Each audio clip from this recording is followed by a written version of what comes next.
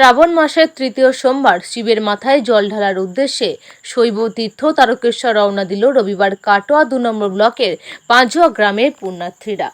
নাগাড়ে বৃষ্টি আর তাতেই কার্যত যেন বানভাসী অবস্থা তৈরি হয়েছে পূর্ব বর্ধমান জেলার কাটোয়া ২ নম্বর ব্লকের বেশ কিছু গ্রামে। পাঁচুয়া গ্রাম জল থই থই অবস্থা।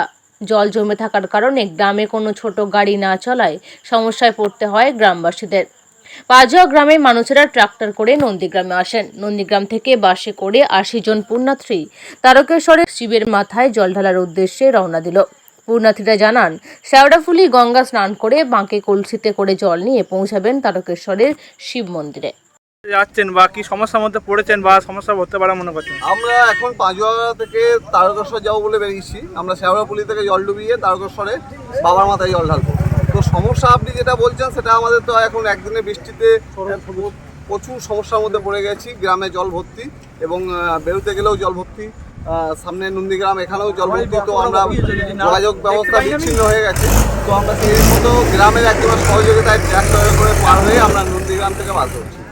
এখন কি সমস্যা রাস্তা হতে পারে? হ্যাঁ, অবশ্যই হতে পারে, কারণ কোথায় কি রকম অবস্থা আছে জানি না। তো দেখি বাবার কৃপায় অবশ্যই পার হয়ে যাব এবং যাব।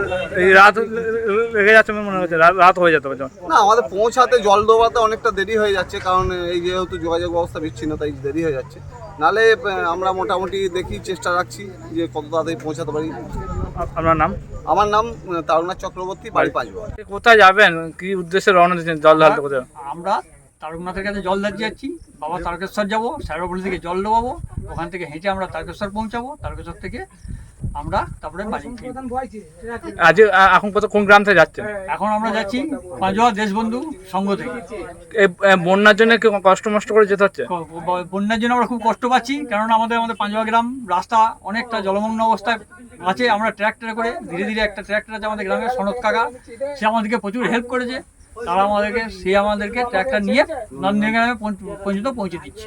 এই বাসে করে যাবেন?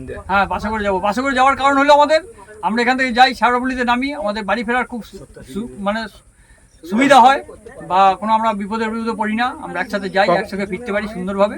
তার জন্য আমরা প্রত্যেকবার আজ বিগত 19 বছর আমরা পার করছি তারকেশ্বর জল দেওয়া। আপনার কোনোবার কি এরকম সমস্যার মধ্যে পড়তে হয়েছে? না, এরকম সমস্যার মধ্যে অতটা পড়ি নেই কোনোদিন, কিন্তু আজকে এবার দেখছি বেশি বৃষ্টিটা হয়েছে হঠাৎ করে আকাশে। কখন কি পৌঁছাবেন চিন্তা? এখানে আমরা পৌঁছাবো মোটামুটি 4টে, 4:30, 5টা। তারপর গঙ্গা স্নান করবো শ্যাওড়াফুলিতে। অনেক জায়গায় রাস্তা জল এখনো আছে, সেই জায়গায় দেরি পৌঁছাতে মনে হতেও পারে। আমার দেখি, এখন তো যাইনি ওদিকে, কেমন কি যোগাযোগ ব্যবস্থা আছে সেটা আমরা যাওয়ার পরেই বুঝতে পারবো যে কি হচ্ছে না হচ্ছে। যেতে গেলে সমস্যা হবে বলছেন? হ্যাঁ, হতে পারে, না হওয়ার সমস্যা নেই। তো আজ থেকে গ্রাম থেকে আসছি, অনেক সমস্যা পড়ছি। আপনার নাম? আমার নাম গৌতম ঘোষ, বাড়ি পাঁচুয়া।